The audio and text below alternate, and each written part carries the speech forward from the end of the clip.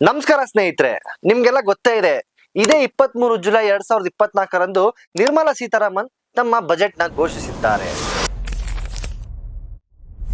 ಆದ್ರೆ ಈ ಬಗ್ಗೆ ಸಾರ್ವಜನಿಕರಿಂದ ದೊಡ್ಡ ರಿಯಾಕ್ಷನ್ ಮಾತ್ರ ಬೇರೆ ಲೆವೆಲ್ ನಿಂದ ಆಗಿದೆ.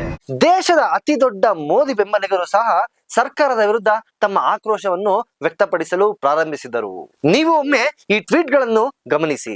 17 ಜೂನ್ ರವರೆಗೆ ಜನರು ಸರ್ವಾಧಿಕಾರಿಯಾಗಿ ಮೋದಿಯನ್ನು ನೋಡಬೇಕೆಂದು ಹೇಳುತ್ತಿದ್ದರು. ಆದ್ರೆ ಜುಲೈ 23ರ ಹೊತ್ತಿಗೆ ಅವರು ಭಿಕ್ಷುಕರಂತೆ ನಡೆಸಿಕೊಳ್ಳಬೇಡಿ ಎಂದು ಹೇಳಲು ಪ್ರಾರಂಭಿಸಿದರು.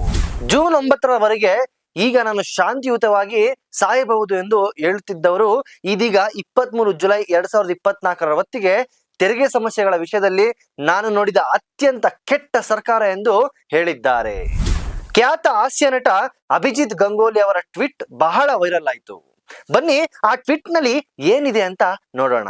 ನಾನು ಹಣ ಸಂಪಾದಿಸಿದರೆ ಅದಕ್ಕೆ ನಿರ್ಮಲಾ ಅವರು ತೆರಿಗೆ ಹಾಕುತ್ತಾರೆ. ನಾನು ಹಣ ಖರ್ಚು ಮಾಡಿದರಕ್ಕೂ ಸಹ ನಿರ್ಮಲಾ ಅವರು ಅದಕ್ಕೆ ತೆರಿಗೆ ಹಾಕುತ್ತಾರೆ.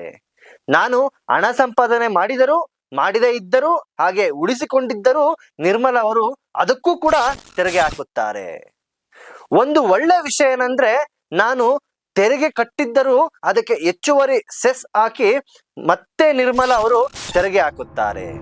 ಹಣಕಾಸು ಮಂತ್ರಿ ನಿರ್ಮಲಾ ಸೀತಾರಾಮನ್ ಬಗ್ಗೆ ಹಲವಾರು ಮೀಮ್ ಮತ್ತು ಟ್ರೋಲ್ಗಳು ಸಹ ಮಾಡಿದ್ದಾರೆ. ಅದು ಬಹಳ ವೈರಲ್ ಕೂಡ ಆಗಿದ್ದವು. ಇವರ ತೆರಿಗೆ ಹಿಂದಿನ ಲಾಜಿಕ್ ತೋರಿಸುವ ಮತ್ತೊಂದು ಫ್ಲೋರ್ ಚಾರ್ಟ್ ಸಹ ಬಹಳ ವೈರಲ್ ಆಗಿತ್ತು. ಬನ್ನಿ ಅದೇನಂತ ನೋಡೋಣ. ನಿಮಗೆ ಏನೇ ಸಂಬಳ ಬಂದರೂ ಅದರಲ್ಲಿ 30% ನೇರವಾಗಿ ನಿಮ್ಮ ಮೇಲೆ ಬೀಳುತ್ತೆ.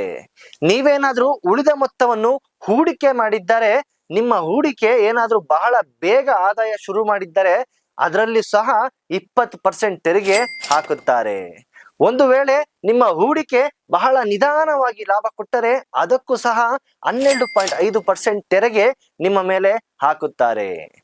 ಆದರೆ ನಿಮ್ಮ ಹೂಡಿಕೆಯಲ್ಲಿ ಮಾರ್ಕೆಟ್ ಮುಳುಗಿ ಹೋದರೆ ನಿಮ್ಮ ಲಾಸ್ಗೆ ನೀವೇ ಜವಾಬ್ದಾರರು. ಇನ್ನೊಂದು ಕಡೆ ನೀವು ಏನಾದ್ರೂ ಹಣ ಖರ್ಚು ಮಾಡಕ್ಕೆ ಹೋದರೆ GST ಕಾನೂನುಗಳ ಪ್ರಕಾರ ಬೇಸಿಕ್ ವಸ್ತುಗಳ ಮೇಲೆ 12% ತೆರಿಗೆ ಹಾಕುತ್ತಾರೆ. ಫ್ಯಾನ್ಸಿ ವಸ್ತುಗಳ ಮೇಲೆ 18% ತೆರಿಗೆ ಹಾಕುತ್ತಾರೆ. ಹಾಗೂ ಲಕ್ಸುರಿ ಐಟಮ್ಸ್ ಮೇಲೆ ನಿಮ್ಮ ಮೇಲೆ 28% ತೆರಿಗೆ ಹಾಕುತ್ತಾರೆ. ಇಲ್ಲಿ ಕಾಡುವ ಪ್ರಶ್ನೆ ಏನಂದ್ರೆ, ಈ ಬಜೆಟ್ ನಿಜವಾಗ್ಲೂ ಅಷ್ಟೊಂದು ಕೆಟ್ಟದಾಗಿದ್ಯಾ? ಬನ್ನಿ ಈ ಬಗ್ಗೆ ಮತ್ತಷ್ಟು ಡೀಪ್ ಆಗಿ ಇವತ್ತಿನ ವಿಡಿಯೋದಲ್ಲಿ ತಿಳಿಯೋಣ.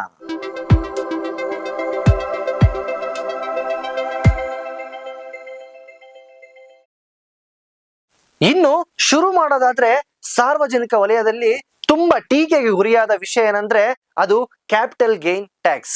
ಏನಿದು ಕ್ಯಾಪಿಟಲ್ ಗೇನ್ ಟ್ಯಾಕ್ಸ್ ಅಂದ್ರೆ, ನೀವೇನಾದ್ರೂ ನಿಮ್ಮ ಆಸ್ತಿಯನ್ನು ಅಂದ್ರೆ ನಿಮ್ಮ ಮನೆ ಆಗಲಿ ಹೊಲ ಗದ್ದೆ ಏನೇ ಮಾರಿದರೂ ನಿಮ್ಮ ಹೂಡಿಕೆ ಮೇಲೆ ನೀವು ಪಡೆಯುವ ಲಾಭದ ಹಣಕ್ಕೆ ಈ ಕ್ಯಾಪಿಟಲ್ ಗೇನ್ ಟ್ಯಾಕ್ಸ್ ಬೀಳುತ್ತೆ. ನಿಮ್ಮ ಹಣ ಸ್ಟಾಕ್ ಮಾರ್ಕೆಟ್ ಅಥವಾ ಮ್ಯೂಚುವಲ್ ಫಂಡ್ಸ್ ಮೇಲೆ ಹೂಡಿಕೆ ಮಾಡಿ ಅದರಿಂದ ಪಡೆಯುವ ಲಾಭ ಕ್ಯಾಪಿಟಲ್ ಗೇನ್ಸ್ 2 ವಿಧ ಇದೆ. ಟೈಪ್ 1, ನೀವು ಒಂದು ವರ್ಷದಲ್ಲಿ ಏನೇ ಆಸ್ತಿಗಳನ್ನು ಕೊಳ್ಳುವುದು ಅಥವಾ ಮಾರಾಟ ಮಾಡುವುದು ಮಾಡಿದರೆ ಅದನ್ನು ಶಾರ್ಟ್ ಟರ್ಮ್ ಪೀರಿಯಡ್ ಎನ್ನುತ್ತಾರೆ ಮತ್ತು ನಿಮ್ಮ ವಹಿವಾಟಿನ ಮೇಲೆ ತೆರಿಗೆ ವಿಧಿಸಲಾಗುತ್ತದೆ.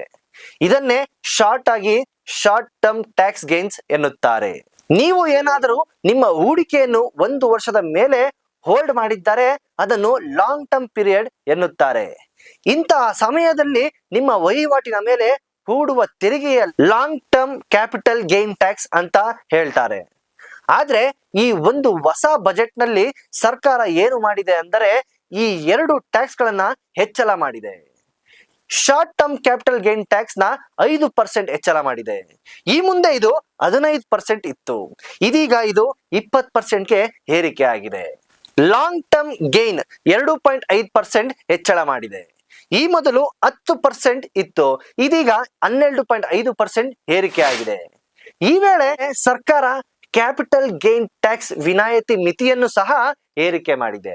ಆದರೆ ಸರ್ಕಾರದ ದೃಷ್ಟಿಕೋನದಲ್ಲಿ ನೋಡುವುದಾದರೆ ಈ ರೀತಿ ತೆರಿಗೆ ಹೆಚ್ಚಳಕ್ಕೆ ಕಾರಣ ತಿಳಿದುಕೊಳ್ಳಬೇಕು. ಆದರೆ ಇದಕ್ಕೆ ಉತ್ತರ ಮಾತ್ರ ಸಿಗಲ್ಲ. ಆದ್ರೆ ಇದರ ಹಿಂದಿನ ಸತ್ಯ ಏನೇ ಆದರೂ ಆರ್ಥಿಕ ಸಮೀಕ್ಷೆ ಮೇಲೆ ಎಲ್ಲ ನಿರ್ಣಯವಾಗಿ ಇರುತ್ತದೆ. ಆರ್ಥಿಕ ಸಮೀಕ್ಷೆ 2023-24. ಏನಿದು ಆರ್ಥಿಕ ಸಮೀಕ್ಷೆ?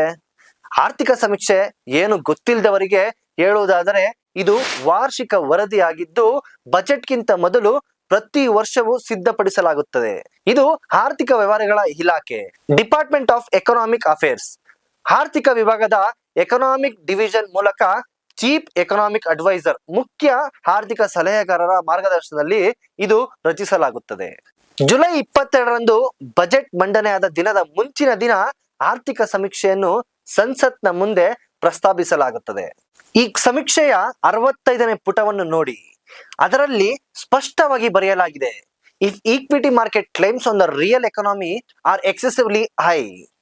ಸರಳವಾಗಿ ಹೇಳುವುದಾದರೆ ಅವರು ಹೇಳುತ್ತಿರುವುದು ಸ್ಟಾಕ್ ಮಾರ್ಕೆಟ್ ಬಲೂನ್ ಆಗಿ ಮಾರ್ಪಡುತ್ತಿದೆ ಮತ್ತು ಶೇರ್ ಮಾರ್ಕೆಟ್ ತುಂಬಾ ವೇಗವಾಗಿ ಮೇಲೆ ಹೋಗುತ್ತಿದೆ. ಅದು ದೇಶದ ಅಭಿವೃದ್ಧಿಯ ಸೂಚ್ಯಾಂಕವಲ್ಲ ಎಂದು ಹೇಳಿದ್ದಾರೆ. ಅದು ಮಾರ್ಕೆಟ್ನ ಅಸ್ಥಿರತೆ. ಮತ್ತೊಂದು ಕುತೂಹಲಕಾರಿ ಅಂಶವೇನೆಂದರೆ ಇಲ್ಲಿಯವರೆಗೆ ಸರ್ಕಾರದ ಆರ್ಥಿಕತೆ ನಿರುದ್ಯೋಗ ಅಥವಾ ಮಹಾಮಾರಿಗೆ ಸಂಬಂಧಿಸಿದಂತೆ ಟೀಕಿಸಿದಾಗ ಜನರಿಗೆ ಸ್ಟಾಕ್ ಮಾರ್ಕೆಟ್ ಅನ್ನು ನೋಡಲು ಹೇಳುತ್ತಿದ್ದರು ಮತ್ತು ಅದು ಎಷ್ಟು ಮೇಲೆ ಹೋಗುತ್ತಿದೆ ಎಂದು ಸರ್ಕಾರ ತಿಳಿಸುತ್ತಿತ್ತು ಹಾಗೂ ನಮ್ಮ ದೇಶದಲ್ಲಿ ಅಭಿವೃದ್ಧಿಗೆ ಸೂಚ್ಯಾಂಕವಾಗಿ ಬೆಳೆಯುತ್ತಿರುವ ಸ್ಟಾಕ್ ಮಾರ್ಕೆಟ್ ಅನ್ನು ಪ್ರದರ್ಶಿಸುತ್ತಿದ್ದರು. ಆದರೆ ಈಗ ಅವರು ಹೇಳುತ್ತಿರುವುದು ಸ್ಟಾಕ್ ಮಾರ್ಕೆಟ್ ಅನ್ನುವ ಬೆಳವಣಿಗೆ ಸೂಚ್ಯಾಂಕವಲ್ಲ. ಅದು ಸ್ಟಾಕ್ ಮಾರ್ಕೆಟ್ ಅತಿಯಾಗಿ ಬೆಳೆಯುತ್ತಿದ್ದರೆ ಅದು ಮಾರ್ಕೆಟ್ನ ಅಸ್ಥಿರತೆಯನ್ನು ತರುವುದಕ್ಕೆ ಕಾರಣವಾಗಿರಬಹುದು. ಸ್ಪಷ್ಟವಾಗಿ ಸರ್ಕಾರ ಇದನ್ನು ತಡೆಗಟ್ಟಲು ಬಯಸುತ್ತಿದೆ. ವಿಶೇಷವಾಗಿ ಫ್ಯೂಚರ್ಸ್ ಮತ್ತು ಆಪ್ಷನ್ ಟ್ರೇಡ್ ಮಾಡುವುದು ನನ್ನ ಅಭಿಪ್ರಾಯದಲ್ಲಿ ಇದು ಅಪಾಯಕಾರಿಯಾದ ವ್ಯವಹಾರ. ಹೆಚ್ಚು ಹಣದ ಲಾಭದ ಆಸೆಯಲ್ಲಿ ಇದನ್ನು ಸರಿಯಾಗಿ ಅರ್ಥ ಮಾಡಿಕೊಳ್ಳದ ಹಲವರು ತಮ್ಮ ಜೀವನದ ಉಳಿತಾಯದ ನೂರಾರು ಸಾವಿರಾರು ರೂಪಾಯಿಗಳನ್ನು ಕಳೆದುಕೊಳ್ಳುತ್ತಾರೆ. ಈ ಬಜೆಟ್ನ ಮತ್ತೊಂದು ಕುತೂಹಲಕಾರಿ ಭಾಗವೇನೆಂದರೆ ಅದರ ಆರ್ಥಿಕ ಸಮೀಕ್ಷೆಯಲ್ಲಿ ಸರ್ಕಾರ ನಿರುದ್ಯೋಗದ ಸಮಸ್ಯೆಯನ್ನು ವಿವರವಾಗಿ ಚರ್ಚಿಸಿದೆ ಮತ್ತು ಕೆಲವು ಪರಿಹಾರಗಳನ್ನು ಕೂಡ ಸಲಹೆ ನೀಡಿದೆ. ಪ್ರತಿ ವರ್ಷ 7.85 ಮಿಲಿಯನ್ ಕೆಲಸಗಳನ್ನು ಸೃಷ್ಟಿಸಲು ಅಗತ್ಯವಿದೆ ಎಂದು ಹೇಳಿದ್ದರು. ಈ ವರದಿಯ 158ನೇ ಪುಟದಲ್ಲಿ ಪ್ರತಿಯೊಂದು ಭಾರತೀಯ ಪದವೀಧರರಲ್ಲಿ ಒಬ್ಬನು ಪೂರಕ ಕೌಶಲ್ಯಗಳ ಕೊರತೆಯಿಂದ ಕೆಲಸಕ್ಕೆ ಅರ್ಹರಾಗಿಲ್ಲ ಎಂದು ಒಪ್ಪಿಕೊಂಡಿದ್ದಾರೆ. CMIE ಡೇಟಾ ಪ್ರಕಾರ 2024ರ ಪ್ರಾರಂಭದಲ್ಲಿ 2020-2024 ವಯೋಮಾನದ ನಿರುದ್ಯೋಗಿ ಪರಿಣಾಮವು 44.49%ಗೆ ತಲುಪಿದೆ. ಈ ವರದಿ ಕೃತಕ ಬುದ್ಧಿಮತ್ತೆ AI ಬಗ್ಗೆ ಕೂಡ ಚರ್ಚಿಸುತ್ತದೆ.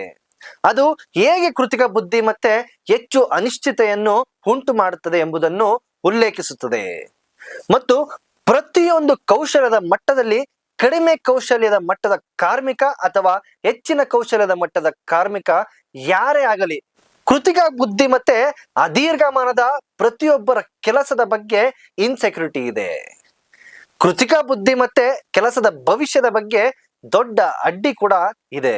ನಿಮ್ಗೆ ಮನೋಜ್ ತಿವಾರಿ ಸಂದರ್ಶನ ನೆನಪಿದೆಯಾ? ಈ ಪ್ರದೇಶದ ಪ್ರತಿಯೊಂದು ಮನೆಯ ಮೌಲ್ಯ 2ರಷ್ಟು ಹೆಚ್ಚಾಗಿದೆ. ಚುನಾವಣೆಯ ಸಮಯದಲ್ಲಿ ಮನೋಜ್ ತಿವಾರಿ ಸಂದರ್ಶನ ನೀಡಿದ್ದರು. ಅಲ್ಲಿ ಅವರು ಸಂತೋಷದಿಂದ ಹೇಳಿದ್ದರು, ಮೋದಿ 3.0ನ ನಂತರ ಅವರು ತಮ್ಮ ಕ್ಷೇತ್ರದ ಆಸ್ತಿ ಮೌಲ್ಯವನ್ನು 2ರಿಂದ 3 ಪಟ್ಟು ಹೆಚ್ಚಿಸುತ್ತಾರೆ ಎಂದು ಹೇಳಿದ್ದರು. Indian income inequality is worst than under British rule. ಇದನ್ನು ನೀವು ಕಲ್ಪಿಸಬಹುದು. ಇದು ಉತ್ತಮವಾಗುವುದೋ ಅಥವಾ ಹದಗೆಟ್ಟುವುದೋ ಎಂಬುದು ಇದು ಭವಿಷ್ಯವೇ ತೋರಿಸಬೇಕಾಗಿದೆ. ಈ ಬಜೆಟ್ನ ನಿಮ್ಮ ಅನಿಸಿಕೆಗಳು ನಮ್ಮ ಕಮೆಂಟ್ ಬಾಕ್ಸ್ ಮೂಲಕ ತಿಳಿಸಿ. ವಿಷಯ ಇಷ್ಟವಾದಲ್ಲಿ ವಿಜಯ ವಿಶ್ವವಾಣಿ ಯೂಟ್ಯೂಬ್ ಚಾನೆಲ್ನ ಲೈಕ್ ಮಾಡಿ, ಶೇರ್ ಮಾಡಿ, ಸಬ್ಸ್ಕ್ರೈಬ್ ಮಾಡಿ. ಧನ್ಯವಾದಗಳು.